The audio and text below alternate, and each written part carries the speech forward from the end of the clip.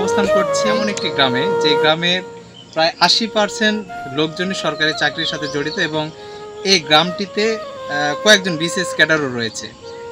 সেই গ্রামের মাঝখান দিয়ে যেই একটি মেঠোপথ বয়ে গেছে, সেই মেঠোপথের জরাকীর্ণ অবস্থা, দীর্ঘ 1 যুগ ধরে ভাঙ্গা সেতুর উপর দিয়ে পারাপার হচ্ছে এই গ্রামের লোকজন। আমি এখন অবস্থান করছি নওগাঁ জেলার জরাকীর্ণ বাঁশের সাঁকো। দীর্ঘ 1 যুগ হয়ে যাওয়ার পরেও কিন্তু করতে পারেনি। এটা আমি বলবো তাদের জন্য একটি ব্যর্থতা, এবং অতি শীঘ্রই বলতে এখন বর্তমানে বিভিন্ন প্রকল্পের কাজ বাস্তবায়ন হচ্ছে। তো মান্দা উপজেলা প্রশাসন, সুযোগ্য এওনো মহোদয় যিনি রয়েছেন, তার কাছে আমাদের আবেদন, এই ভাঙ্গা সাঁকো যেটা 1 যুগেও সংস্কার হয়নি, সেটা অবশ্যই আপনারা করে দিবেন এবং এই গ্রামের যে সকল লোকজন রয়েছে তাদের যাতায়াতের একটি সুব্যবস্থা করে দিবেন।